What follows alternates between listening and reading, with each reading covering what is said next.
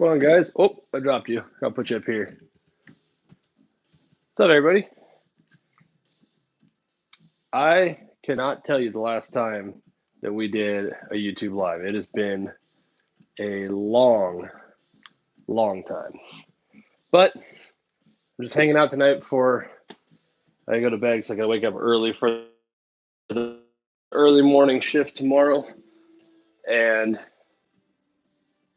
figured I'd come down, get some stuff cleaned real quick, check on some animals, and hang out. It's been a long time since I've done a live, so I'll see what you guys are up to. Oh, we got people coming in. Cool. Chris is in. What's up, buddy? LKB Pythons. Yep, you're on. At least I think so. Euphoric Reptiles. Philip, what's going on? I guess I'll just leave you guys right there for now. I'm going to try to keep an eye on the chat as best I can, obviously. But if there's something you guys want to see or whatever, or you got any questions, just hit it up. Real quick, huge shout out to my boy Tim Thompson, Serpent Chamber. Super dope new logo and shirt. So I'm loving that. Speaking of logos, you guys know by now we're up to our new logo. Working on getting stickers. I got to figure out where to look here. There we go. Yeah, working on getting stickers set up. The merch drop is going right now, the pre-order. Don't forget about that if you guys are interested. Head on over to the Instagram page. I'm going to try to make the order maybe end of next week, hopefully. If that's the case, you're going to want to get in on it because I have to make a big order to keep the prices down so it's easier for you guys. So definitely get in on that. JP Meadows Maniac Reptiles cleaning as well. It's going good so far, man. Ariel DeWald, yeah. The Tinley being shut down, that really blows. I guess the only saving grace for me is I wasn't going. However, I had some stuff planned that I'm going to keep secret that was supposed to be part of the NARBC auction for Forrest Fanning's family, Desiree and Lars, at the show. And obviously that didn't happen. So for those of you that don't know, head over to either my Facebook or Instagram page after the video here and click on the link to the MAHS, Madison Area Herpetological Society, Madison, Wisconsin. MAHS Benefit Auctions Facebook page. They're doing, starting tomorrow, I think it is. There'll be auctions going up, breeders putting stuff up, friends putting stuff up, whatever. And it's going for, I think, 10 days, something like that. And all the proceeds from the auction is headed over to Desiree and Lars and the crew to help keep Forrest dreams alive, keep the collection running, stuff like that. So super awesome stuff there. Keep that in mind. And you'll probably see us, what we were planning originally, maybe at the October show, or if we can make it, so. It's called the MAHS. Here, I'll pull it up on my iPad. Benefit Auction, Madison Area Herpetological Society. That's what it stands for. But I'll show you here. This is the page you're looking for right here. MAHS Benefit Auction. I have a link in the bio of my Instagram, and it's on Facebook. So just keep that in mind. What else we got here? Yeah, so many people that were already on the road for Tinley or already there, and so much money lost and time wasted. That's so sad, but it happens, man. New Mexico Royals messaged you on Insta about the DIY incubator. All right, man. You might have to send it again. I get a lot of messages on Insta at this point, so Robert Kennedy, I'll donate a snake. Awesome, man. Yeah, head over to MAHS. Thanks, Chris, for putting it in the chat there. MAHS Benefit Auction Group on Facebook. And if you need anything, you have any questions on it, you hit up Ryan McVeigh. He's the co-coordinator for NARBC. And whoops, sorry. And he'll take care of you guys. Cleaning rats, feeding snakes. I don't clean rats anymore. My rat room's empty. If you missed that video, I don't have rats. I miss it. I miss having the rats, I'll tell you that. Honestly, feeding frozen thaws is a pain in the ass, especially as the collection's growing and that. But just with the baby on the way and that, it just doesn't make sense. Someday when we move and I can get an outdoor space, then I'll do it there. Chris, it's going very slow at best, to be honest with you. Yeah, problem is, obviously, we're trying to transition right in the middle of breeding season. I mean, I got girls that are due to lay any day now, so they're not eating anyway. So that's frustrating as it is. But yeah, so I'm just gonna clean a little bit. I'm gonna try to keep an eye on the chat best I can. Obviously, I'm by myself, but let me show you guys around the room real quick. It's been a while since I've done like a room tour. So you guys know the wall. You come in the door here, Cocoa Blocks, not sponsored. Wish I was, but I love their product. Between Cocoa Blocks and Reptile, those are the only two I would ever consider recommending, but I'm a Cocoa Blocks guy. So, but yeah, you guys know the wall of displays. I love this part here. You come in here at night. Where'd I put my, oh, it's over here. Come in here, all remote controlled. I gotta change, one of the things I gotta do right now is I gotta get Miko out and change his water because he's got bedding in it. It's not piss or anything. It just, the coconut husk bedding has tannins in it like all wood does. And it changes the color of the water, and he got some bedding in it, so I gotta clean it out and give him some new water. By the way, if you guys know anybody or anybody is interested, Mr. Miko here is probably gonna be available. He's a chrome Sumatran short-tail python. He's got a great temperament. He's fairly vocal, but most short tails are. But he's got a great attitude, great temperament. He's getting pretty big. This is a 3 foot enclosure, and you can see kind of how long he is. He's getting pretty thick. But yeah, he's going. Got to make room. I'm hoping to eventually pick up a male jungle jag to go with my girl Sabrina here. Gotta clean up a little spot clean in her cage. I'm gonna do some more decorating in here and that too. I got my boy Simba up here. Made a mess in his cage, so I gotta clean him up too. Obviously Jameson is looking awesome. We're gonna have to get him a girlfriend at some point. And then the big girl Nala, not sure if she's gravid or not. Or I guess pregnant technically since they're live bearing, but I don't think she is. I don't think Simba is quite old enough, so I doubt she'll go this year, but certainly next. So for those that didn't notice, I moved. So I still have, these are the breeder females for the most part. There's 30 of them here. This will be the first girl to go. She's due the end of the week.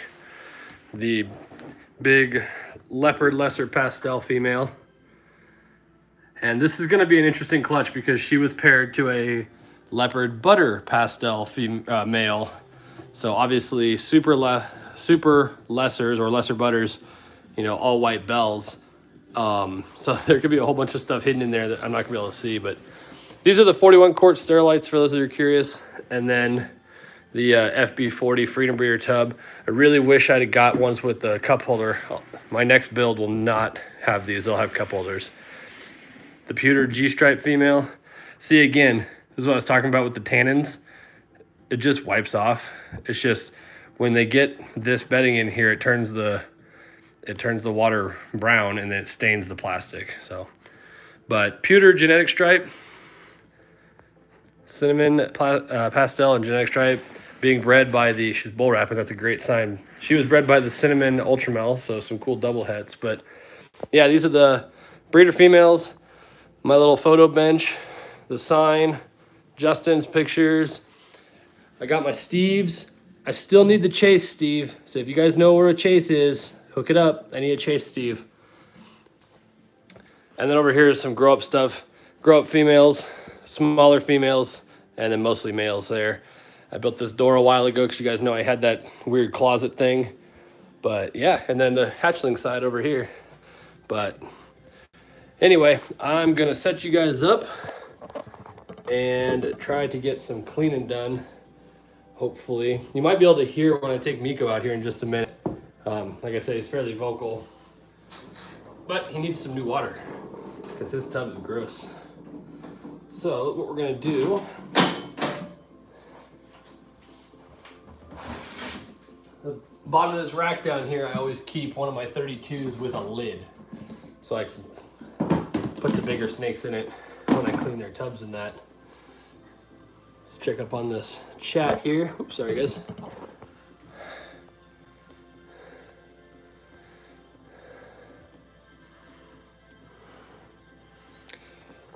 If there's, like I said, if there's anything you guys want to see or got any questions or whatever, just hit me up. BJ the Crow, do you do layaway? I guess it depends on what your definition of layaway is. Like most breeders, we do offer some payment plan options. All of the particulars on that are on our website, morphmixology.com/available. You can click on the tab underneath that for payment and shipping terms. Typically, we don't do payment plans on less than $300 of value, not including the shipping.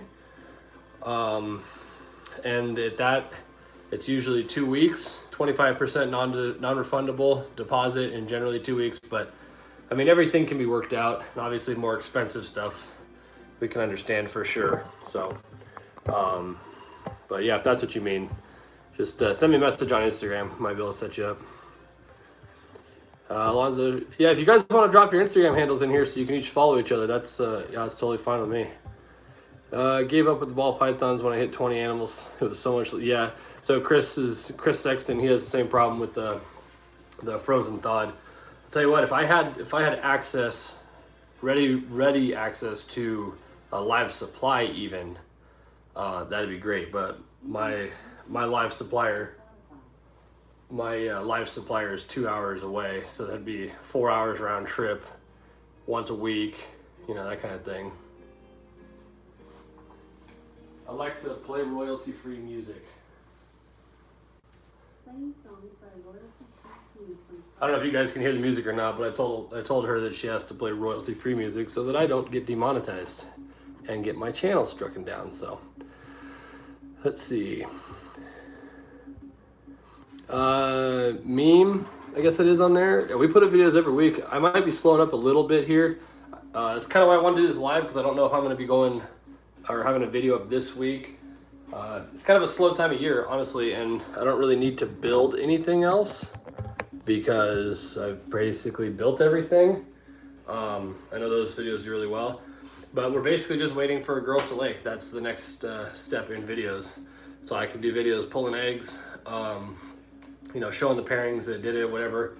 And then even at that, we're another 60 days out from being able to show babies. So kind of a slow time of year, but you know, I try to put out what I can. I don't want to just make content to just make content. I want it to be decent. Ty Murray, well, if you want Doomerals, man, I know where there are some, but hopefully she goes this year. But if not, next year, man, I got you for sure. We'll make some Doomerals. Fry, I'm in Montana, southern Montana. Chris Sexton says, Morelia, I eat carpet pythons, among others. Take frozen thawed easy, but not the ball pythons. Yeah, no doubt. Everything on this wall eats off of frozen thawed, off of tongs like a champ. Everything on these walls don't. I got some good eaters, but there's always some problem eaters for sure.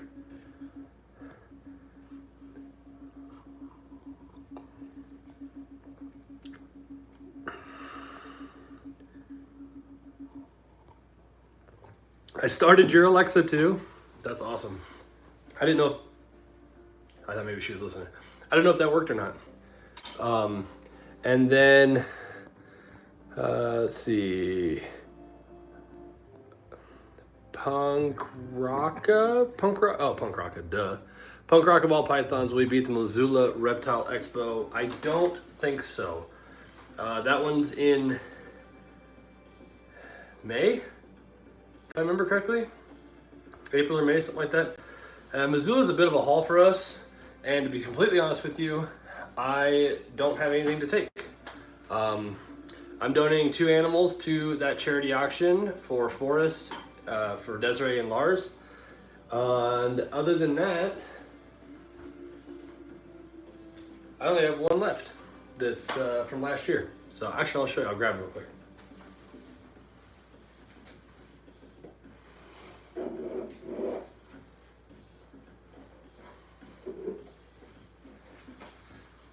This is the only production that I have from last season that is still available. Everything else is either sold, donated, or being held back. But if you guys are interested, this guy's ready to go. This is a Enchi Scaleless head male. I don't know if you'll be able to see the Scaleless head on this video necessarily. Oh, there you go. You might be able to get it there. So Enchi Scaleless head, really nice example, really nice Enchi.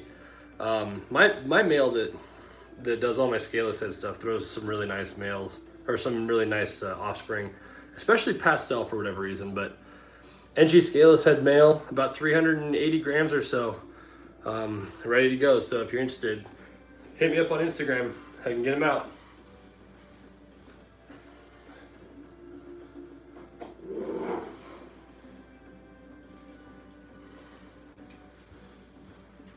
I'm not getting much cleaning done. I kind of figured that would happen. Let's see. I doubt he's got any yellow belly in him, Chris. Hang on a second.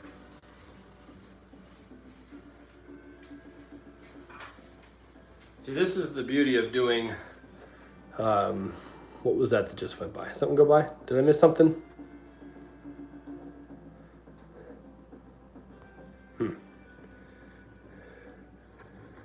Oh, YouTube, okay.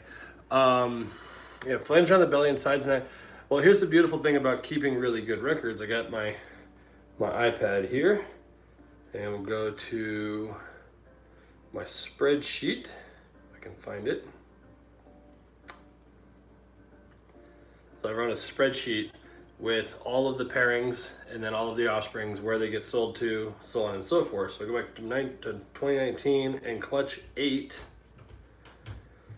That is, okay, I'll show you the 2 that came from, Chris. See what you think.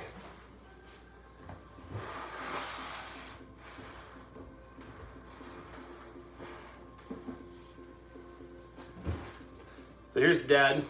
This came from Josh and Josh Lundberg at Ball Python Shed. Pastel Enchi Scaleless head. I'm fairly confident that it's that's exactly what he is. I don't think that there's yellow belly in him, although I suppose there could be, but I think Josh would have told me that he either did or could possibly, but I love how high expression his is. But Pastel Enchi Scaleless head male.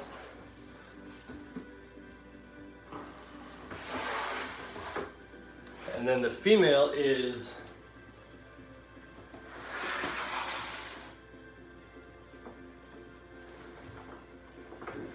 hopefully carrying a bunch of eggs for me, but is that really bizarre normal that I have, the one that's got like all the lava lamp and really dark black and whatnot.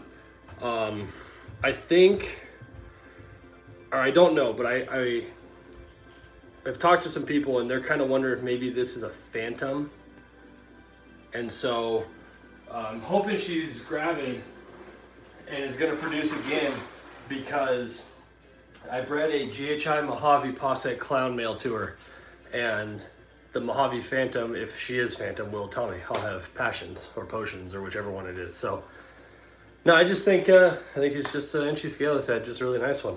That male throws really nice offspring. Let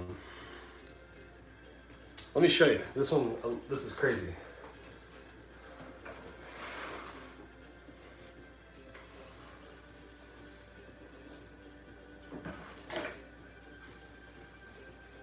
This is the very first holdback I made last year. She's now 550 grams. Pastel Enchi. Nothing more, nothing less. Insane, right? That came from that male. I mean, that male just makes ridiculous babies. So, if you guys watched the Instagram page and that, that's the one that threw that super Enchy scaleless head that we sent off to Nick recently. Same thing, man. That super Enchy was the same color. Just crazy.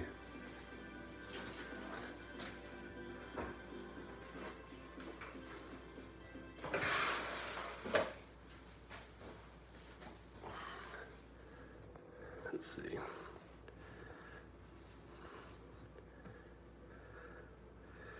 Phil, the girl you got for me is up to 513 as of today. Which one was that?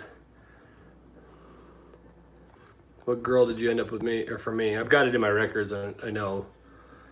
Let's see.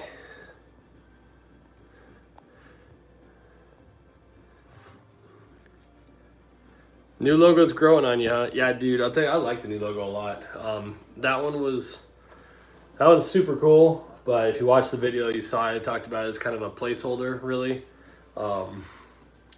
And I just kind of, it just wasn't quite what I wanted, you know. So I went with that new design, and I really like it. I think it's really striking.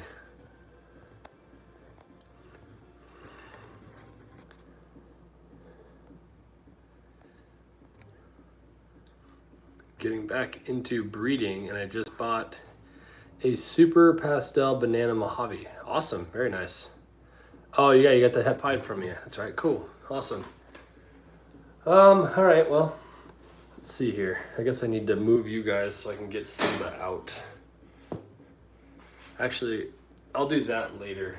Let me clean a couple of these tubs that I've got and check on a couple of these girls real quick. You guys want to hang out? Like I said, if there's anything you guys want to see or any questions, whatever, just let me know.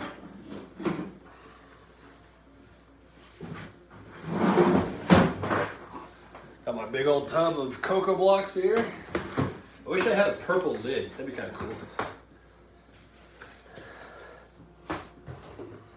I'll make sure I'm not missing any comments here. Actually, I'm going to put it up on my iPad so I can see the comments in real time. Let's see here. Stand by.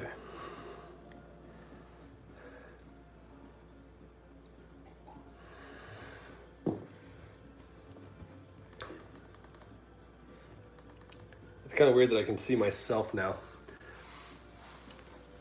But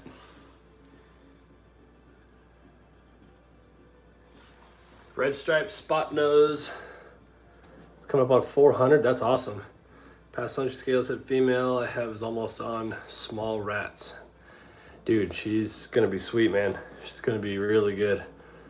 If she looks anything like her dad and carries on that trait, man, she's gonna throw some awesome stuff for sure. Dude, I put that, so for all of you that are curious, that same male, that pastel Enchy scaleless head, one of the pairings I did this year, other than trying to hit the super scaleless, the full scaleless, which I don't know that I don't know that she's gonna go. She's a little bit smaller and kind of went off food a little earlier than normal, which is kind of frustrating, but you know, whatever. But one of the things, because of that super Enchy scaleless head I made last year, let me show you.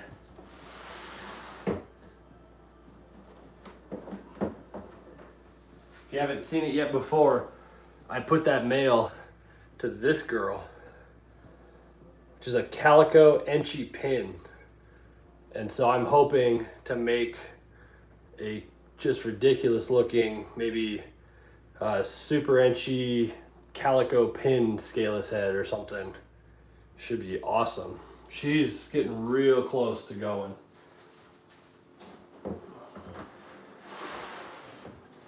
That'll be a first season for her, so I'm pretty excited to see what she gives us.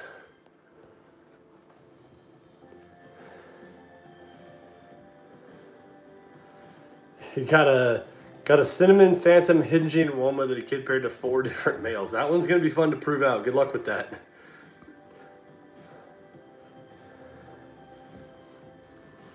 Hello from Sweden. Man, that's a ways out. I was in,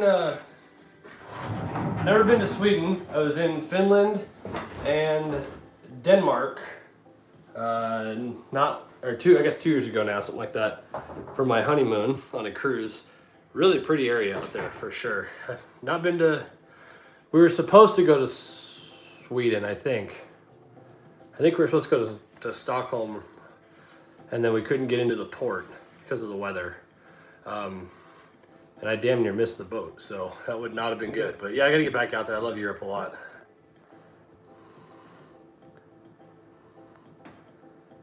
Kill for a pastel scaleless head.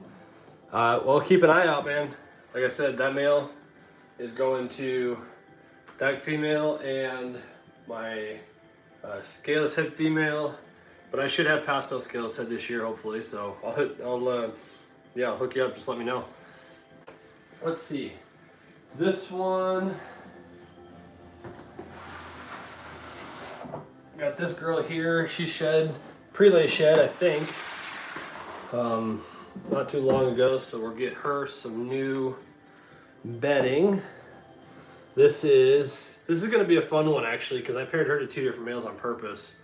This is just a really nice hypo female. Really nice hypo or ghost, depending on who you talk to. You know, the recessive trait. I like how it gives it kind of a greenish gray hue. Really nice looking. But she did not go for us last year. And so I put the same male to her again, which is a Champagne Mojave Yellow Belly het hypo. But I also put with her a kind of a mystery that I got from Joel over at State 48 Exotics. It's a black pearl, which is black pastel Huffman and possible het hypo. He got it originally thinking it was a female, but obviously after 3 years or whatever, and it was still 1,500 grams and not getting any bigger and wanted nothing to do with breeding, he double checked it and found out that it was a male. So he sent him to me, and I'm going to try to prove him out this year. I hope we do, because the black pastel hypo stuff is awesome. Huffman hypo stuff is really nice, and then obviously the two of them together, the black pastel Huffman hypo, makes the slick, which is really awesome. I only have one shot at those this year because black pastel and Huffman are allelic. So for those of you who don't know, that just means that the two genes line up on the same genetic allele and produce effectively what is a super. But in doing so, you can't throw any normals, excuse me, because it being basically like a super, it has to throw one or the other, black pastel or Huffman in this case, but it cannot throw both. Whereas say, like that pastel inchy scaleless head, it could throw all three genes every time. So my only chance at slicks this year, if he proves out, is with a Huffman het hypo that I've got down there. She's going into shed right now, which I'm pretty sure is, or I know is her prelay because I caught the ovulation. So I'm pretty excited about that. She's 100% het. He's 66. We're not sure yet. I'd love for him to prove out and give us some slicks and some super Huffman hypos out of that clutch. And then depending on who sires this hypos clutch between him and the Champagne, we might get some more. Or we might get another dual sire. I got a dual sire clutch last year, which was kind of fun. Finish putting this bedding in. I'll check your messages there. Appreciate you guys coming to hang out with me while I clean. It's not the most exciting video, but of course it's something, I suppose. Hey Chris, I'm not asking you to do it, but can you just double check for me, because this is the first time I've done a YouTube live since I got to 10,000 subs. Is the super chat alive? Is the button down there to do a super chat? Can you just check for me? So we got fresh bedding. I did waters yesterday, so I'm not worried about that. It's nice and clean. We'll go ahead and put her back. Really nice girl. Really hoping she goes. I love hypo. It's one of those, I think hypo's kind of underrated, honestly. Kind of forgotten. Let me clean off the mark on her tub that tells me she has shed. And move on to the next one. You guys want to see a pairing hopefully in progress? Let's check this. Let me check the messages real quick. Scroll back. Give me just a second, guys. Yeah, Molly wise, if just keep an eye on the Instagram, man. That's where all of the clutches and babies and everything will be posted. So, and I'll obviously do videos on them as they come out. Cannot wait to get Coke Box Shaker. Yeah, me too, Phil. In fact, I'm supposed to be in California next month. And I'm only about an hour and a half, maybe 2 hours from Freedom Breeder. So I might drive down and get one since I'm driving out and just bring it back with me. Chris says, my African import dinker project is the first to lay for me this year. She's due in 18 days and ready, or already looking huge. Really hoping dad's stuff is genetic. That'd be cool. Splash Pack Reptiles. He's talking about these tubs, which are these. These are the 41 quart underbed tubs from Sterilite. These are the Freedom Breeder FB40 tubs in clear with no cup holders, which I don't recommend. I like the cup holder my best. Is hypo the same as ghost? Yes, it is. Just a change, just a difference. In the case of ball pythons, yes. In boas, it is not. Do you think the Great American Lockdown will hurt the ball python business? I don't think so. You know, I don't, actually, let me show you this pairing real quick and then I'll get back to the questions. Hopefully they're locked up. This will be cool.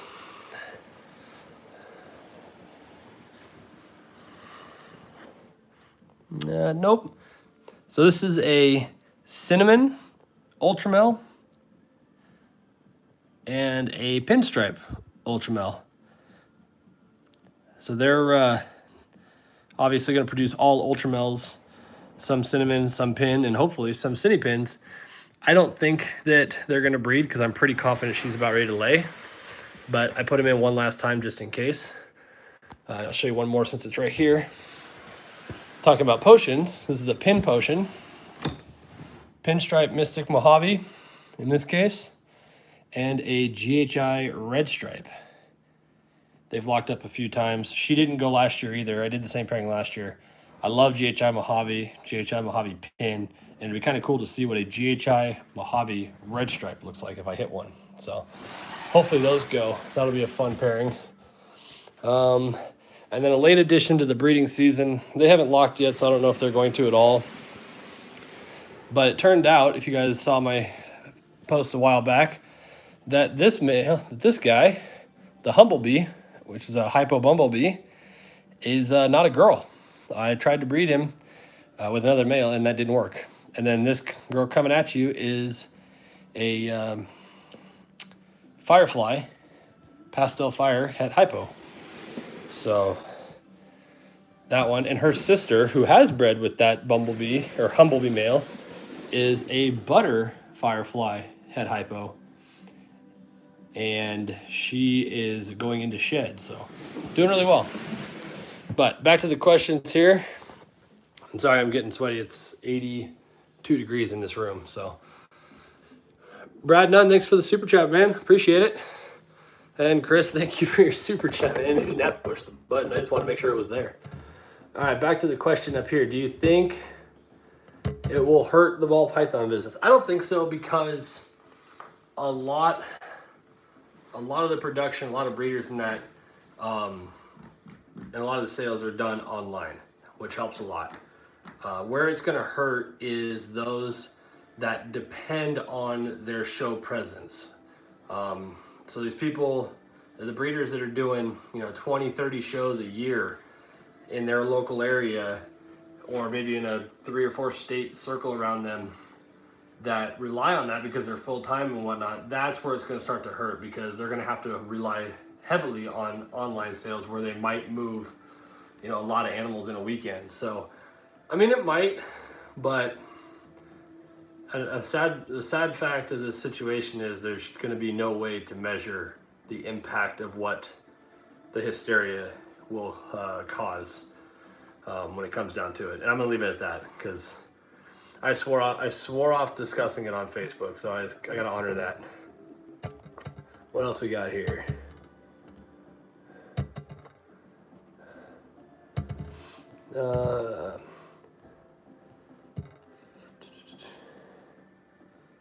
It's a tub question. Brad, did you have any other questions? Maybe put a super chat up. You can, I mean, it hangs out. You can get whatever you want answered for that.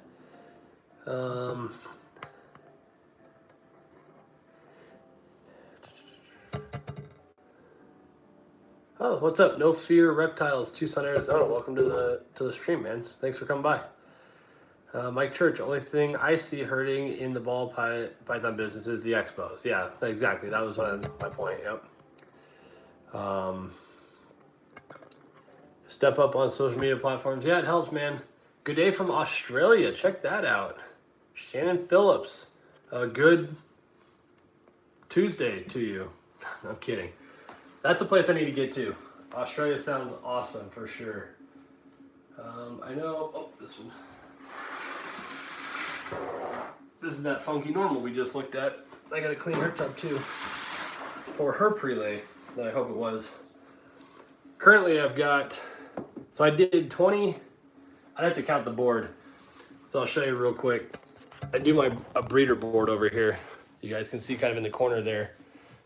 All of the pink ones are females and all the blue ones are the males that are breeding to them. And then the purple dates are locks, visible locks. So I made these two rows, you know, left side, right side, and then all of that stuff in the middle I literally started to add as I started, you know, girls started getting a little bit bigger, or, you know, a project came in late, or, you know, something like that. So I got a lot. I think there's 28 up there, 26, something like that. Of course, they're not all going to go. I did 8 clutches last season. If I could double it, that would be great. Do 16. I'd like to do 20, ideally. That would be perfect, I think. 20 clutches would be sweet. But, you know, Mother Nature is going to give me what she's going to give me. But everything I've got tells me that that girl, the leopard lesser pastel, is first. That purple number says she's due on the 20th, so 6 days. After that, the black pewter that was bred to the former Stewart banana pie, the same one from last year. I say former because we sold him a couple weeks ago, and I picked up instead a female maker banana pie male. It's just a little one, so I've got a long way to go. He won't, he obviously isn't breeding anytime this year, but I don't need him to. I'm just hoping I can get him ready for next season because, yeah, I want to make some female banana pies, obviously, but I've got some double head projects I really want to work with him, so that'll be super cool. But she's due on the 23rd, and then I got I got a pinstripe hypo down here that was bred to that same black pearl possible head hypo. She's due on the 21st, and then after that I've got something about every 3 days for the next month and a half. So it could be a busy couple of weeks here. Let's go back to the comments. Track pairings on my phone, no empty wallet or whiteboard. Yeah, it just so happens that spot was there and it works, and I like having a quick visual representation. And if you guys notice in the backgrounds of my videos, and that all the tubs are written on, they've all got writing on them, and they all mean different things. So I write on the tub in red when I put a male in, the date, and then I write on the tub in purple the date I see a lock. So some of these tubs will have the same number of red dates as they do purple dates. Some of these tubs will have just red dates because I've never observed them lock. It just all depends, but I do that, and then when I see the visible lock, I put them over there too and log them on my spreadsheet that I showed you earlier. But I just like having the quick reference. When I go to put a male in, I can just reference their tub real quick, see when the last time was that they bred or that they were together, and just go from there. Let's see. Brad Nunn, I'm brand new, just listening, only have 2 Lemon Blast and Emperor Pin. Going to expand soon, just started with rats, love seeing your work and many others. Just a sponge. That's great, man. No, I appreciate it, and that's the perfect approach. Do as much homework and research as possible. You know, any one of us, and I'm certainly no seasoned expert, but any one of us will tell you that we have made mistakes along the way, or did things out of order, or could have prepared better, whatever the case may be. In fact, my buddy was asking me this morning, Scaleless Serpents, you guys have heard of him in the videos before. My buddy Brian, he's the guy that did my tattoo. And we're doing a couple of breeder loans together. I've got a couple of his girls here. But he asked me today, he's like, if I were going to get, you know, a new rack and this, that, and the other, what would you get? And, you know, it's an interesting discussion because if I could start all over today, brand new, with the intention, this is the difference, with the intent or the intention of getting to, you know, 70, 80 eggs, or, you know, you say you want to get to, you know, whatever your number is. I want to do 40 clutches a year or whatever. So you're going to need 50 to 60 breeder females. Something like that. If that was the intention from the get-go, I would have done this all differently for sure. And I told him is what I would probably do, because I think there's a lot to be said about the tubs, the racking system. And part of the reason that I'm actually looking to go freedom breeder is I like the dark tubs, the gray ones. I switched these out. I had gray ones originally, but I switched them out just because I wanted them to match, you know. But is what I would probably do today if I started over with the plan of going big. I'm not big, but, you know, a sizable collection that produces a decent amount of offspring a year. I would literally go to freedom breeder before I bought a single snake, or ARS, or whoever you choose, and buy one of their 75 or 70, whatever it is, tub hatchling racks. The 1575 from Freedom Breeder, or the whatever the ARS equivalent one is, a little 10 tub. And I would put that rack right here, and then as I had money, I would just spend the next 2 years putting about 30 or 40 super awesome hatchling females in it, and nothing else. Just had that rack had, you know, or that rack has 75 tubs, put like 40 really cool, whatever projects you want to work, you know, a handful of clowns, some pies, some, you know, some het, some double het stuff, whatever the case may be, all females, just killer hatchling female stuff, and spend, you know, year and a half, 2 years raising them up. And then when you get to that like year and a half, 2 year range where your females are all about 700 grams or so, 800 grams, something like that, then I would go and buy the Freedom Breeder 40, so these tubs, but in the full 40 case rack, right, the gray ones. Move all of the girls into there and go buy like 5 or 8 or 10, however you meet, how many you need for your ratios in that, just bangers of male hatchlings to work with those 30 or 40 or however many girls that you've now raised up and moved into the 40s. And I'd go put all those males in that hatchling rack. Wait a year, start your pairing at that point if your girls are all ready, and now you can breed in your 40s. And let's say out of the 40 girls that you put in there, your first season, you get half of them to go because the others are growing a little slow or something. Then you get 20 clutches that are just smoking, you know, an average of 6 eggs a clutch or whatever. They're not all going to hit at once, right? average of 6 eggs a clutch, it's 120 eggs. Well, you got a 75 tub hatchling rack behind you. Plus, in my case, I've got 60 to 90 vision hatchling tubs over there in the racks that I built. You know, and then just go from there. You got room to expand in your hatchling rack for holdbacks and grow outs. You got your girls in your big rack. You could expand to another one so you can keep moving them down, and just like, that's how I would do it. I would start all over and do it that way. You know, invest in the infrastructure up front for sure, instead of trying to play this catch-up game. Now, I'm literally waiting for this season to get going and start hatching stuff so that I can put money together to start moving up into commercial racking instead of the other way around. So that's my rant for the moment. Let's see. Who else we got in here? Chris Sexton says, my female banana pewter is almost 1,200 grams. She'll be ready this fall. Torn on what to put her with. God, I wish I could do female banana like today. Female bananas are worth their weight in gold. But I do have a female banana coming. Growing up, I've got a female banana phantom over there that I'm pretty excited about. What to put her with? That's a great question. What was it? It was pewter? Banana pewter. So banana, pastel, and cinnamon.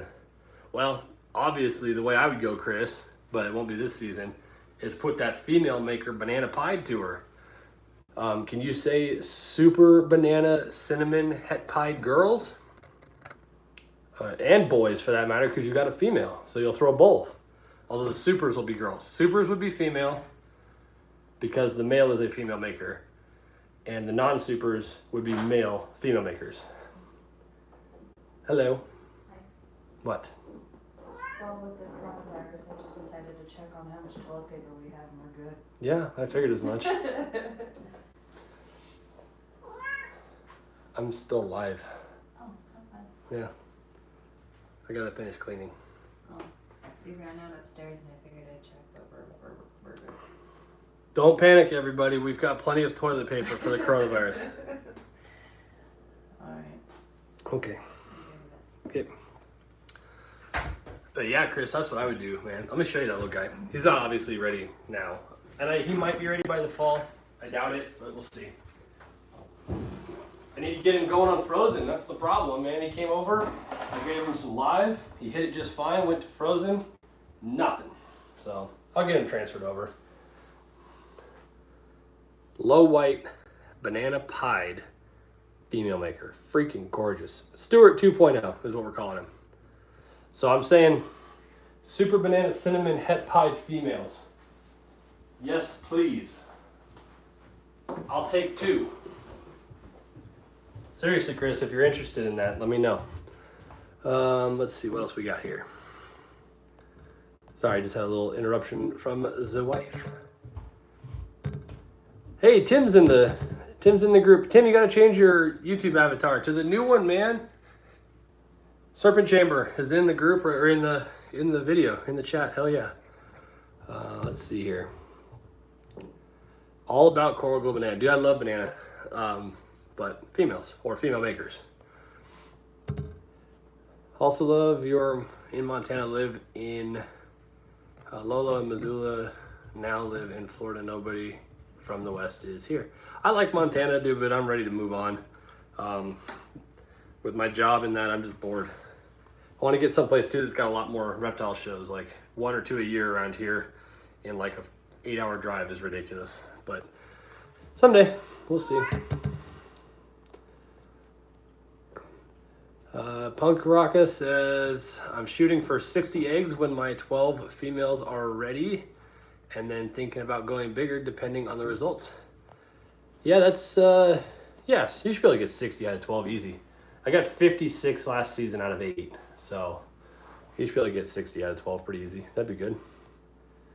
Philip Wedeman, the awesome thing about Freedom Breeder is you can customize your setup just like customize the mix and match. So that's exactly what I was talking to Brian about earlier. So I guess I'll spoil it a little bit because you guys came out to hang out with me on the live tonight.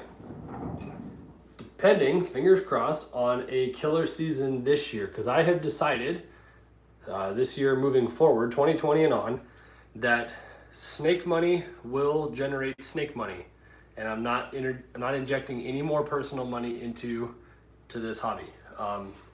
It's just kind of rolling it into a legit business that way, and you got to keep the books square, and it has to be totally separate money. So, and what that does too is that stops me from just like impulse buying or window shopping on Morph Market every night. But I gotta wait. I gotta wait till these girls drop and hatch them out, get them eating, move them out, and start saving up. But assuming we have a really decent season, which there's some good stuff back here that I'm hoping we hit on, so that shouldn't be too far-fetched of a plan. If that's the case, here's my plan. Tell me what you think about this. So when you walk in the snake room, you know, you've got this first wall, right? It goes from here to that corner. It's like 14 feet, something like that. So it turns out that basically this setup, the way you see it, more or less, is the size of any of the Freedom Breeder racks, the 1040, the 1070, or the 1030, you know, that kind of thing. So as it stands, I can fit 3 full width Freedom Breeder racks. So either the 370s per level or the 440s per level. I can fit 3 of them side by side all the way to that corner. So what I plan on doing is getting 6 high, not full length, because I can go all the way to I think 11 or 12, but get 6 high. So that would be, excuse me. So that would be to here, to the hypo pin level, right? Which, by the way, if you look at it, is right in line with my bar, my little bench here. So 6 high, do a 6 high of the 70s. So the big tubs this size, that would give me 18 of the big breeder tubs for like the big 2,500, 3,000 gram girls. Do a 6 high of the 40s, which would give me 24 of the 40s, and then another 6 high of the 40s. So 48 of the 40 tub and 18 of the 70 tub. And then the whole thing would be done with a stainless steel top on each one of them to make a seamless flat bar top, system basically, right?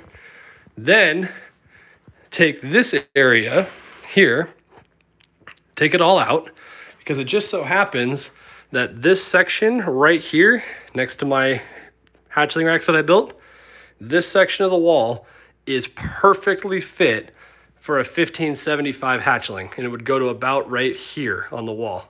So I'd have 75 grow out tubs, 60 of the V18s or 90 of the V19 or V15s if I use them, but I'm going to switch to Freedom Breeder tubs anyway.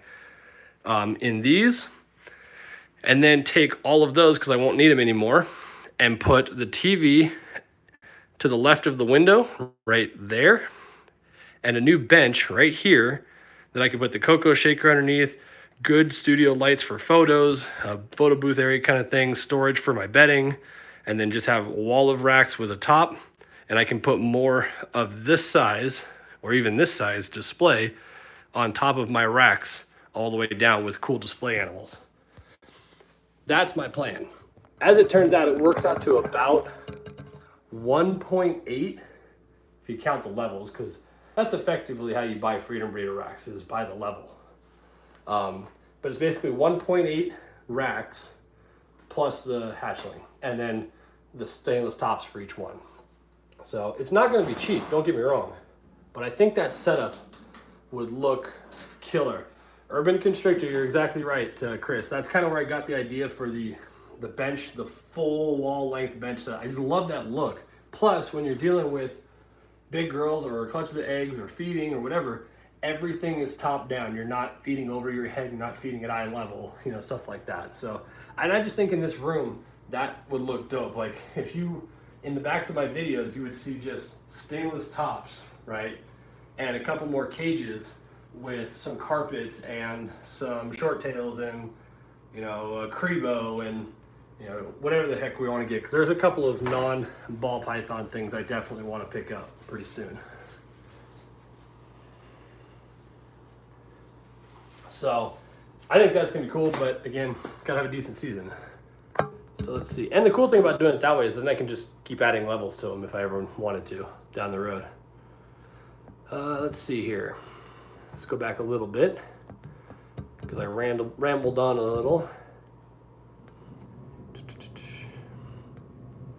Oh, here we go. So Andrea says, I feel the catch-up might be running out of hatchling space. Yeah, luckily I haven't had that problem yet because, again, the clutches don't hit all at the same time. And we sold the first number of clutches pretty quick last season, so that was nice. Brianna Jackson's waiting on a het pied clutch to drop. Good luck with that. That'll be sweet. I like pieds. That's probably my favorite single recessive out there. They're so cool. Oh, Chris already has a breeder banana pied. Well, fine then, be that way. Hypo Mojave male or GHI pastel. Either one of those would be nice. Or the red stripe GHI. Just saying. Red stripe bananas are sweet. That's a really cool combo you don't see very often. Philip just sent me a message. I'll check that in a little bit, man. Let's see. Tim's slacking. That's to be expected. I'm just kidding, buddy. Hey, by the way, Tim, I don't know if I screwed up or not, but this is a large. So the wife's going to get it because it is fitted. Form fitting. So the wife's going to wear it. She wears all my shirts that I grow out of. What was my first snake? Okay, I'll show you. Because the wife has told me that no matter what happens in snakes, he's not allowed to leave the collection. Speaking of banana, this is Kevin. This was the very first snake we got. He's 3 years old now, I guess, something like that. If I were to guess. 3 years and, yeah, that's about right, 3 years. He should be siring this clutch this year, but I never saw them lock, although she's acting like it. So, but yeah, this is Kevin. So he'll be with us forever. He's kind of an idiot, but he's cool. I like him. And it's really weird because of all bananas, my bananas seem to be a little bit different colored. Some are more washed out. You know, Stuart was really orange. The first Stuart was really orange. It's kind of interesting. This one's a little bit more normal banana pied, I guess. So, but that's the first.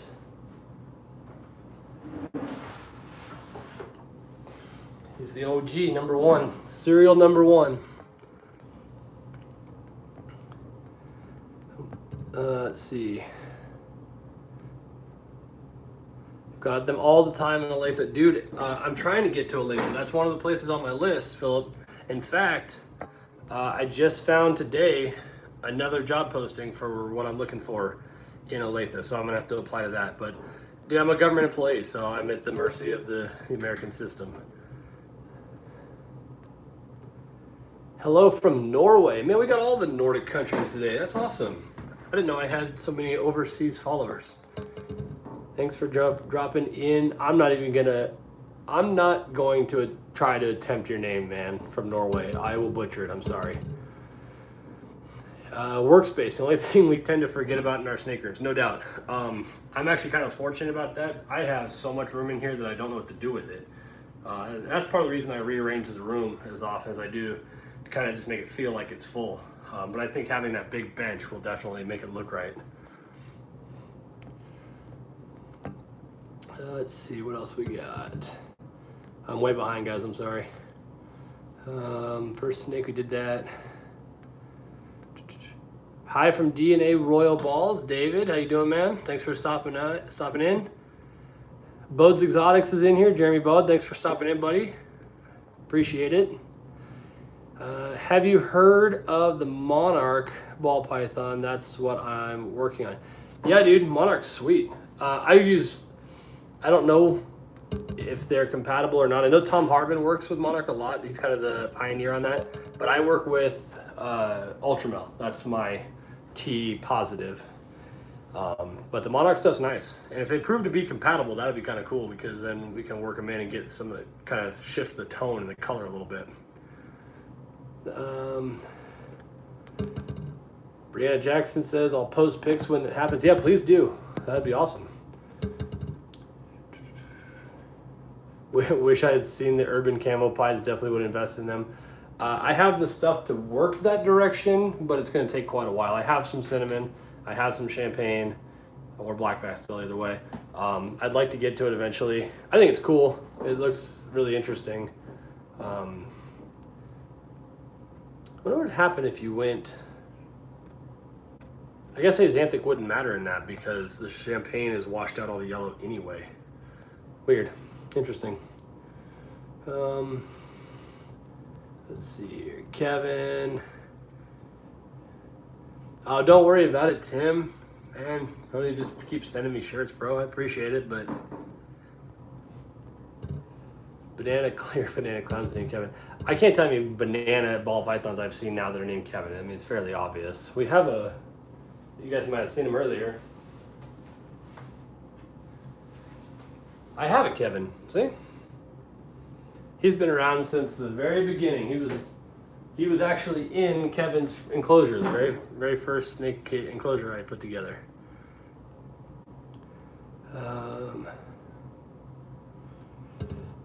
Jeremy said, any eggs yet? Not yet, man. Right here. She's first on the 20th. And then 21st, 23rd,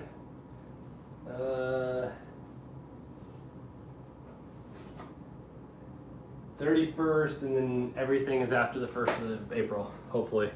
Yeah, I'm getting antsy because I'm seeing people hatch stuff or drop eggs, and I've even seen stuff hatched already. I was like, I want to go, but I'm actually right on schedule. My first clutch last season was on the 30th, so I'm right on schedule for the year. And you need sandblast. Yeah, you're right. I don't know what I don't understand the sandblast gene, but to be honest with you, I have not looked into it deep enough to understand it. Let's see, he wants to know my take on something. Mike Church wants to know. Got a male champagne, which I personally don't care for the gene. Picked up in a collection buyout. My buddy wants to trade me a spot nose het clown. Should I pull the trigger? Sure. If you're not really big on the gene anyway, or you have no plans on breeding it, then yeah, why not? Champagne's one of those, aside from the wobble, and I'm not going there. Champagne's one of those genes that's very polarizing. Either people really, really like it, or they don't like it at all. And I think it's because it's so intense, it's so powerful. But I like what it does in combos. I think you can do some really cool stuff with it. So I have that Champagne Mojave Yellow Belly Het Hypo male, and I have a female Champagne Scaleless head that I'm growing up. She's just super slow. She only eats occasionally, and so she's just really slow growing. But I think the Champagne, especially when you add Enchi or Leopard in the Scaleless, is going to be killer. I think that's going to be really interesting to see. That's part of the reason that I'm hoping to hit a Super Enchi Calico Pinstripe Scaleless head. I want a male and female this year. I want a female just because why not? But I want a male because I've got some more Scaleless head stuff coming up that I could run them through, kind of replace Hades, because I'll have Super Enchi first of all, and then a couple other things, and then I could replace Hades with him, and you put that Super Enchi Calico Pin Scaleless head to a Scaleless head Champagne. I mean, the outcome could be crazy. And the other reason why is I'm not going to be able to do it with, if I hit that male with, obviously this next season, because he will just be a baby. But I've got some really cool plans for some Scaleless stuff in recessives, because I think that's going to be the next big wave. In fact, if you guys want to get on waiting lists, right there, big pied female that has locked numerous times. In fact, if you look at my board, she has the longest list of confirmed locks with a Scaleless head 100% het pied male. So I got Scaleless head pieds on the way with any luck, and I'm going to take that and start working it possibly into some double recessive. So hit some Scaleless head double het combos, and take Hades next season and work it a different direction and get some more Scaleless head het combos of other stuff. Because I think the cool thing about the Scaleless being more, I guess, accepted, and I think I think as soon as we see a scaleless female on eggs, which I am confident will be this season, once we see a scaleless female on eggs produce an entire scaleless clutch from a scaleless to scaleless pairing and all is good, I think scaleless is going to take off again. I think the scaleless head thing is going to be cool. I'm invested in it. I like the gene a lot. I like working scaleless head by itself, to be honest with you, because I mean, you saw how good my past century scaleless head male is, but you saw how good the offspring look. And I think I'm confident that the scaleless head influences how good the offspring look, whether they carry scaleless head or not. So that I'm really excited about.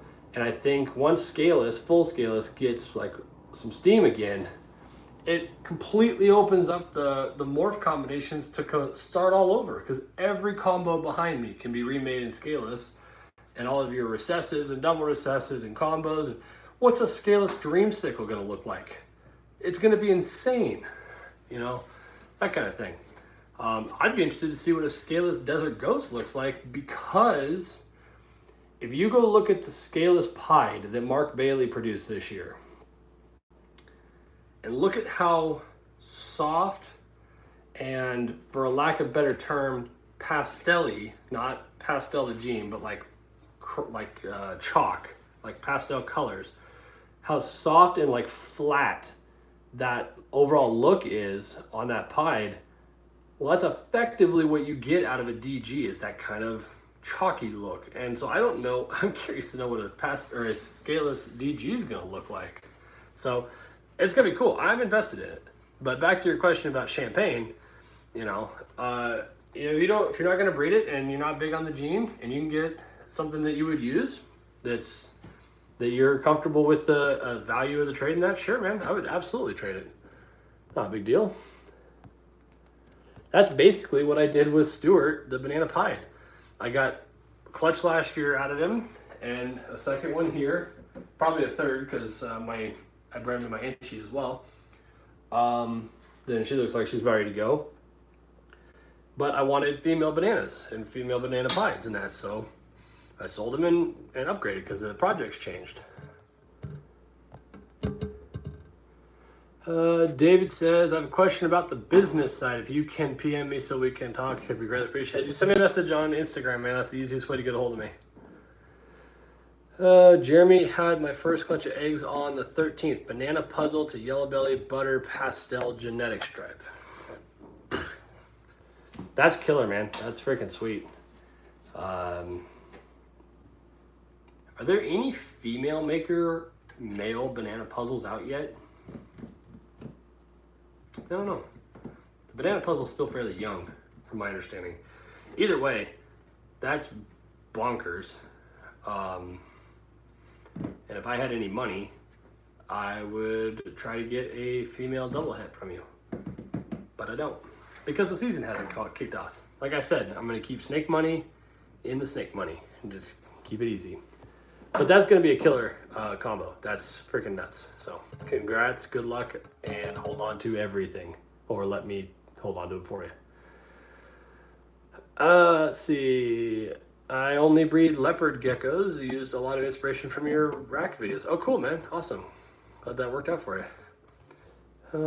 Seems like we've finally gotten the husbandry sorted out for scaleless. Yeah, I think so. The 3 videos that Daniel Allison at Constriction Addiction put out last year about it, I think that helped a lot. Seeing more people hatch them now and seeing them get big. I mean, I know Jason Amos has a big one. I know that Chase Baker down in Dallas, he's got an adult. I know Daniel's got an adult. So they're starting to get to the point now where we're like, yeah, they can survive. You might have to tweak some things a little bit out of your regular setup, and they shed constantly because they don't have scales. So they keep replenishing their skin supply. So what? You know, it's a little bit different, but I don't think it's that big a deal. Let's see. Hope so. Jeremy says, hope so. Pairing my female butter extreme gene scaleless head girl this season. Dude, I like that extreme stuff. Extreme gene's cool. I need to get in on that. Banana pies sell fast. Sold my last one today. I love banana pies, dude. I'll tell you. When that little guy's ready to go, I've got obviously a female visual or a visual pied there. I've got a visual pied down here, and I've got a mahogany het pied. The banana mahogany pied is going to be killer. The banana panda is going to be killer. Or excuse me, the banana suma. That's where that's going. It's going to be sweet. So, yep, I like banana pies for sure. Joe Bartolo, what's up, Jason? Thanks for all the cool, helpful vlogs. Again, congrats to you and the wifey. Is soon to come, baby. Thanks, man. Appreciate it. That's cool that you're coming out to Cali. Just curious what you're visiting for. Well, we're from there originally, Joe. We're both, my wife and I are both from Sacramento. Hey, Sabrina just yawned. Yeah, we're both from the Sacramento area. And with the baby on the way, and now we're going home just to visit some family and do a baby shower and kind of just hang out for a couple weeks. And it's been a while. We haven't been home since October, so just a quick trip home. No big deal.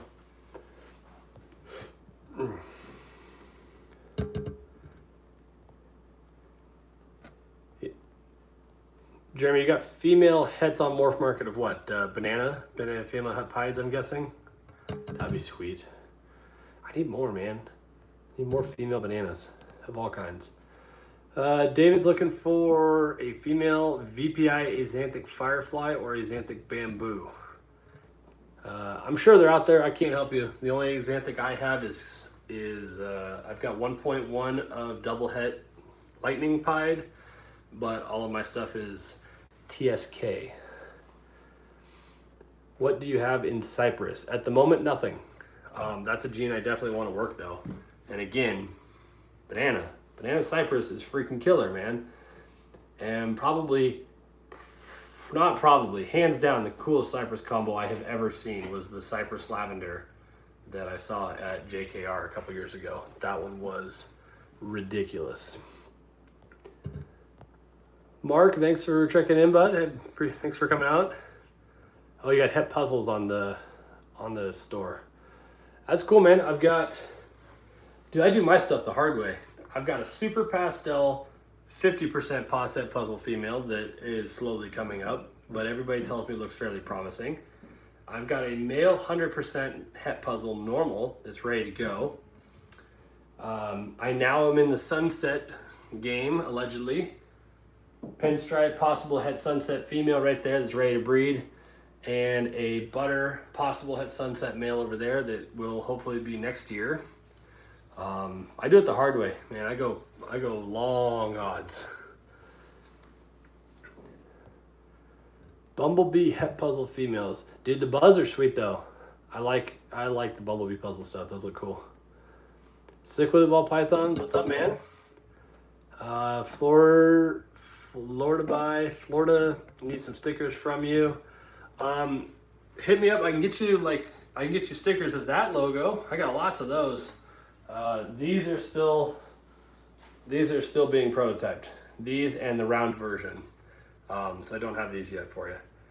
But if you want some of the other logo before they disappear, I've got some of those for sure. In fact, I'll show you. I got some right here.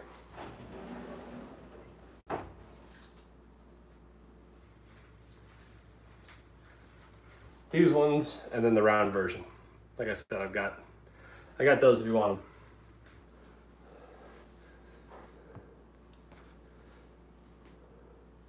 I've had puzzles lock with OD, Hypo, and Blackhead. Damn, dude, that's awesome. OD, Hypo, and Blackhead. Blackhead, something like, well, OD and Blackhead I don't have either. I had one Blackhead, and I had one OD, actually. The Blackhead male that I got never took off here, and the breeder was really good about it. He took them back, and instead sent me a OD Enchi pinstripe, so just like Maggie, but OD instead of Calico.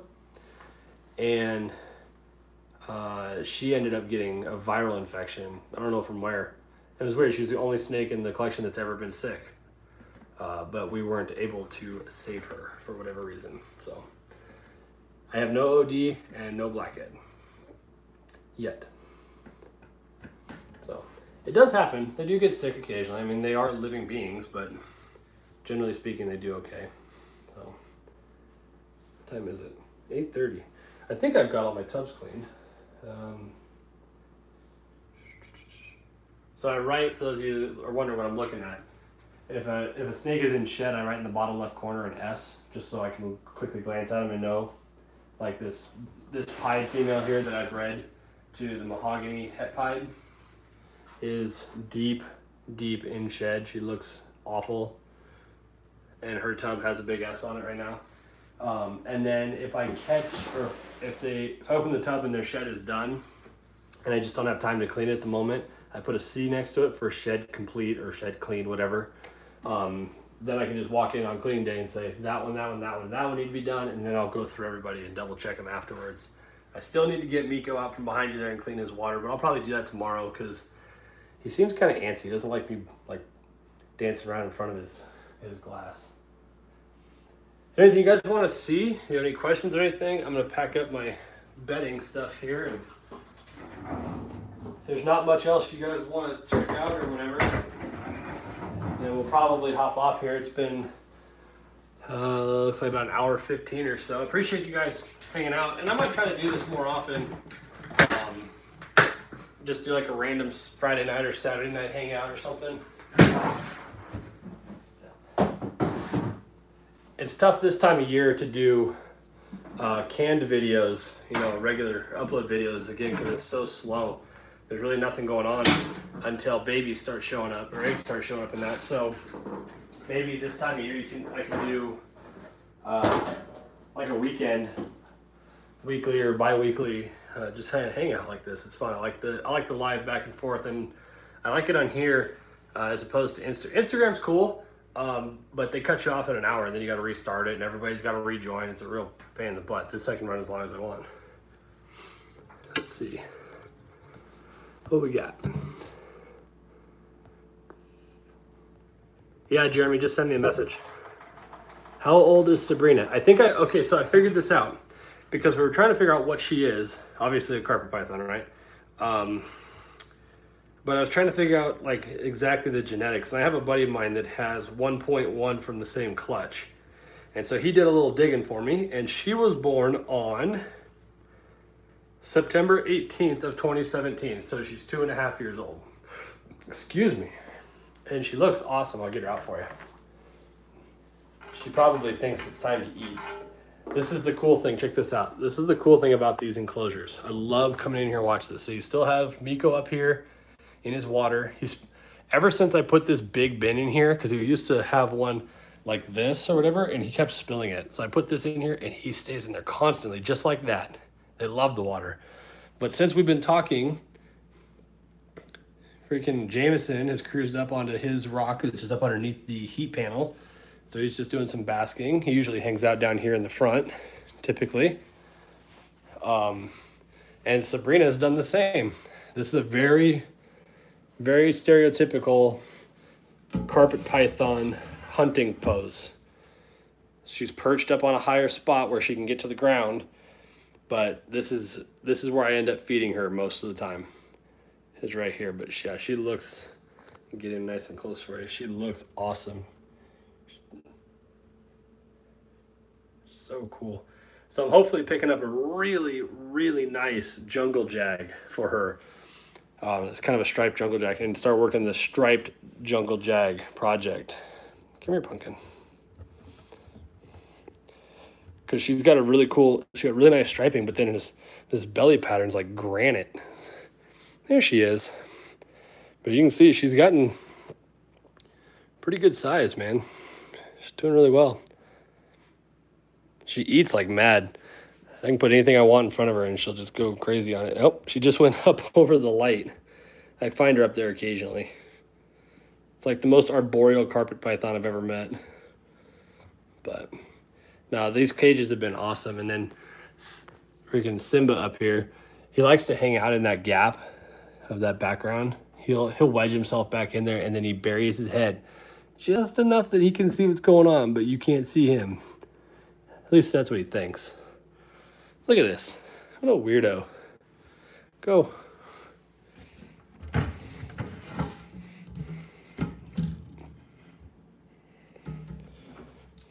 Look at that. Such a pretty girl, though. Love the carpets. I'm going to have to get some more carpets for sure. And then, of course, my big girl, and big girl Nala down here. She's a big teddy bear. She's very, I won't say very, she's somewhat cage defensive. And I knew that getting her. The guy I got her from told me that was the case. She's just not real wild about getting in and out of her cage. See what I mean?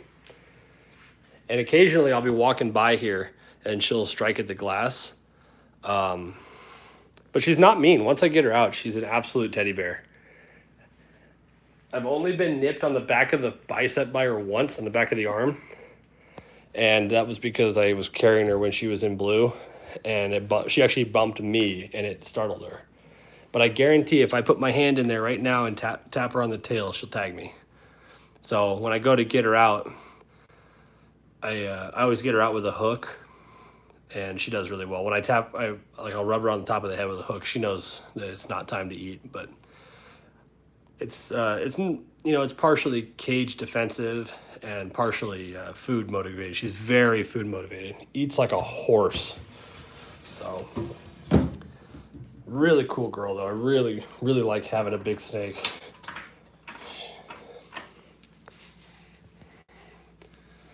So check a couple of these comments and then we'll probably get up out of here. It's getting hot in here and I need to turn the fan and the humidifier back on because it's getting kind of dry.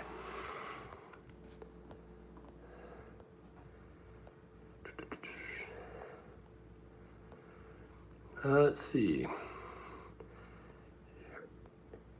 Erwin asked, how long before your first clutch? Like I said, the first one should be here on the 20th, 6 days, if my numbers are correct.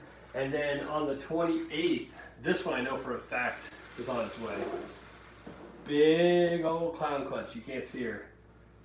But look at the size of my clown girl here. This is Penny.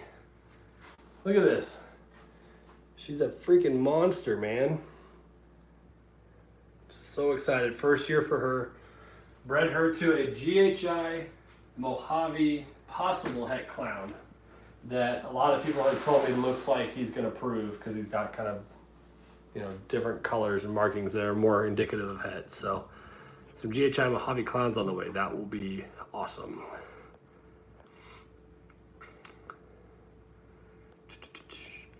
What rules do you follow for when you start breeding? I don't know what you mean by that necessarily. I don't know what you mean by rules to follow. There's obviously care guidelines in that, but I'm not sure what you mean. Philip, I'm trying to get a carpet after I get my Super Dwarf retake from Garrett. See, I went the other way. I got the carpet early, but I can't wait to have some Super Dwarfs. Why do you think I keep going back to his house? I freaking love those things. Those enclosures are awesome. Thanks, man. I've got an entire build series on them. A couple videos and a couple updates here on the channel. Did them all myself with the help of James from Big Sky Enclosures here in Montana. My big coastal loves her shelf too. Yeah, they seem to really like that spot, man. I love that, the way that displays that way. It's really cool. Do you keep lizards? I used to. Well, I guess I still do. I had a white hypo, I think they called it, leatherback bearded dragon. You guys might have seen the channel early on. His name was Thor. Used to be right over there. And then I just realized that I wasn't giving him the time that he needs because they're much more social, or can be. I know people that like their bearded dragons are like dogs. But with the snake stuff growing, the collection growing, that I wasn't giving him the time that he deserved. So I took him to the last Billings show here, the last reptile show here in town, and in the cage and everything that I built, which weighed like 300 pounds, and it was a really nice setup and all. And it just so happens it went to this really cool little kid. He's like 10 or 12 years old. It's his first reptile, first pet, and that he was ecstatic. And I've heard from his dad multiple times since then that when he gets home from school, he races downstairs and goes and like sits in front of the cage and picks up Thor and says hi to him and plays with him and that. So that was the point. That's what he really needed. So I do, however, have a Eclipse Super Snow Leopard Gecko female over there. That's the only other lizard I have left. I really want a rhino iguana. That would be dope. But I also want a big, like 6 foot by 6 foot, 8 foot by 8 foot cage for it. So I don't have room for that right now.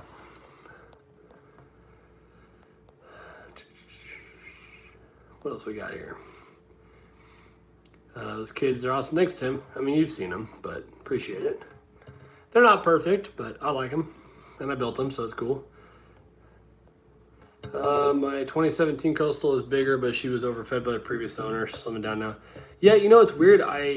Chris, I started talking to some like legit Morelia guys, especially when I was looking for a male for her.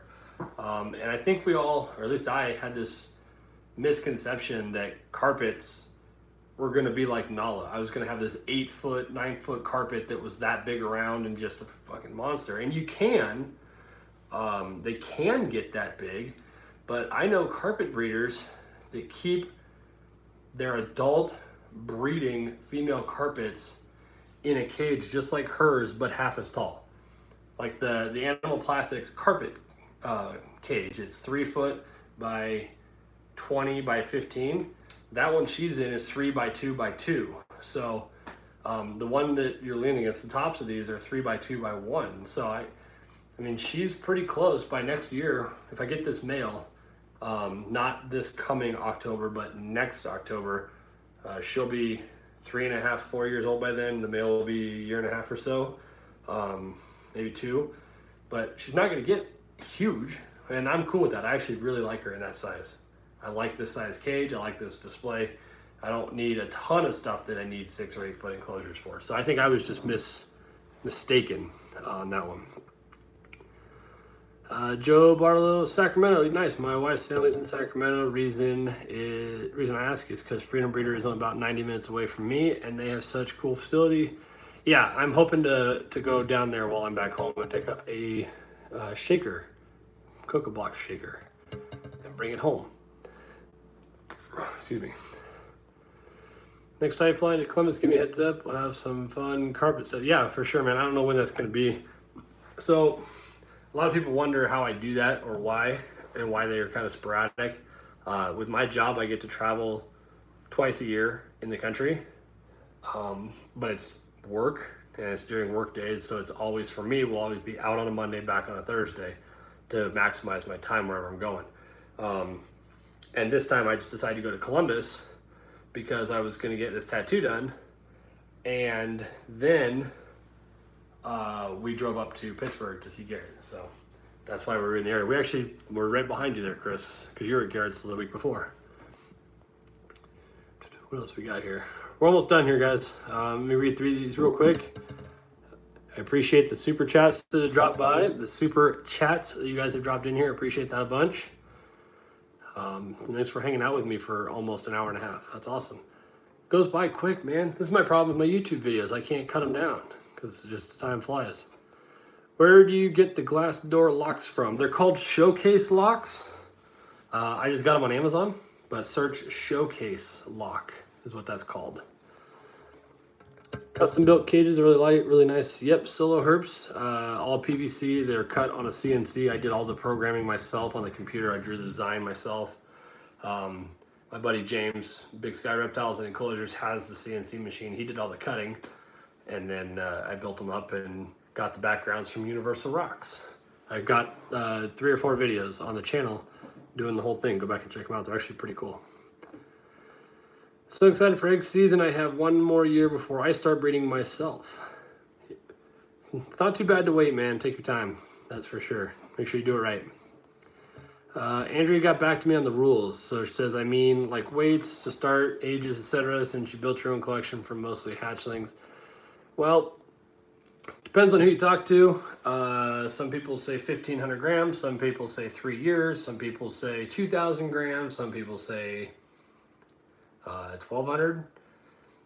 That kind of thing. Biggest thing I can say is just make sure you do a lot of research from a lot of different sources. Don't take just my word or anybody else's for that matter. Kind of build your own range of information. And then the biggest one is let the animals tell you. Like, you can tell by looking at them whether they're in a condition to breed or not physically. If they're, you know, if they're eating regularly, if they're putting on weight, they got good size.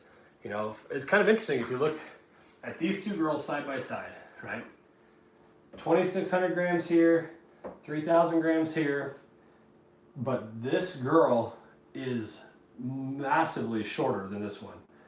And for whatever reason, she's never got real long. She's just really thick, but she's not overweight. She's not fat. So, and they both told me last season. They don't literally tell me, but last season I looked at them like, you know, we're right on that bubble. I just don't think they're ready yet. Contrary, this girl I started late this season because she was just killing food and she was putting on good size and looked like she was ready. Same thing here and here and here. So you just never know. But do a ton of research and then really know your animals for sure. That's the big one. What else we got? On Garrett's waiting list too. Yeah, dude, everybody's on Garrett's waiting list. But you guys can't have the Slayers. Those are mine. Slayer. You should watch that video. If you haven't watched the video from showing off Brian's favorites, the best of the best video at Garrett's place, the Slayer. There's a whole thing about that. That's actually pretty funny.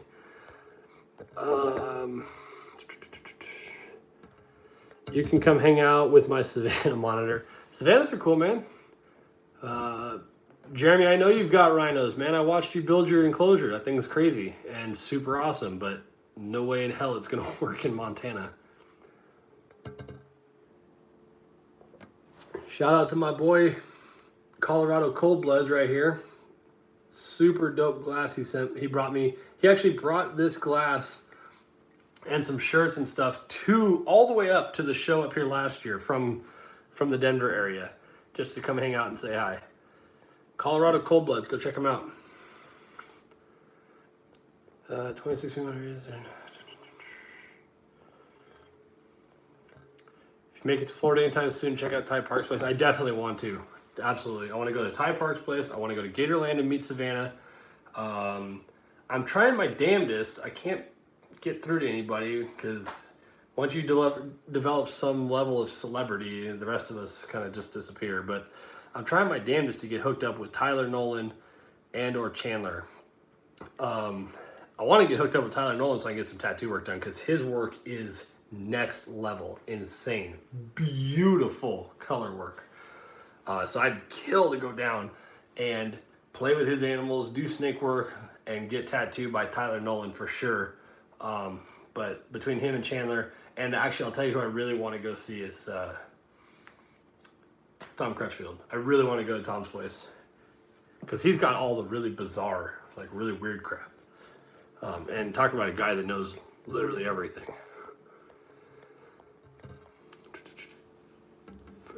Carpets should be lean and mobile. I agree with that. If you listen to Morelia Python Radio, I know Chris does, but for the rest of you, listen to Morelia Python Radio on podcast. Eric and Owen talk about all the time. They keep their carpets lean and mean, super, super healthy, and they produce some killer stuff. Eric's the one that's been helping me with this, jungle jag idea.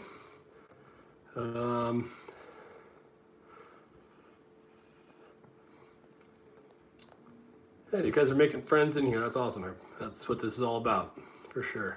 Heading out low life. Appreciate you stopping by, man. Thanks a lot. Hey from Ohio. Hey, I was just in Ohio. And Zoic Reptiles, no Slayer, thinking Motley Tiger or Phantom. So I'm sure because you're on Garrett's waiting list, but Slayer is not a morph, it's a locality. Just keep that in mind. Motley Tiger and Phantom are... Whoa, timeout. Speaking of which, if you guys did not see my post on Instagram earlier, check this out. This is ridiculous. So I can find it real quick. This is just... I don't know if you guys saw this video today. Oop, not that one. Come on. Oh, I pushed the wrong button. I don't know if you guys saw this video this afternoon. Jay at Prehistoric Pets down in LA produced a freaking panda pied retic speaking of Motley and Phantom and whatnot, not only did he produce one, he produced two. A high white with a white head and a low white with a black head. It's on my story. If you haven't seen it, it's on my story with a link to go check it out. The Panda Pied retic is silly. Motley Golden Child Pied, I think. So, anyway, guys, I think that's going to do it. I'm getting hot and sleepy, and I got to get up at 4 o'clock to go to work. So, I think I've done everything I need to here. I need to turn on the heat or the air and the humidifier. But yeah, if you guys like this, just let me know. I appreciate you guys following me on here and on Instagram and that. Thanks for the super chats again. I'm glad to know that it works. That's kind of cool.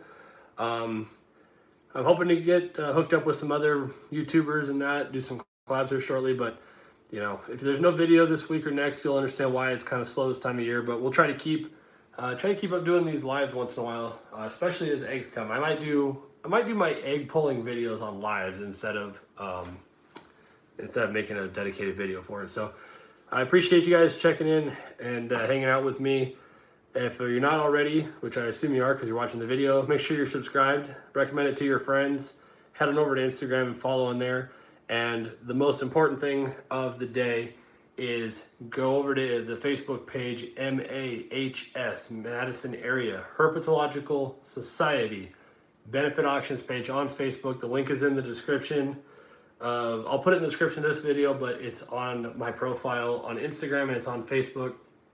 Go over to that Facebook page, join up, and bid on something cool or donate something cool for the auction. All the proceeds go into Desiree Fanning and their little man Lars, who unfortunately are missing for us now. So help out there if you can, and I will see you guys in the next video, live or otherwise. Thanks for hanging out, everybody. See ya.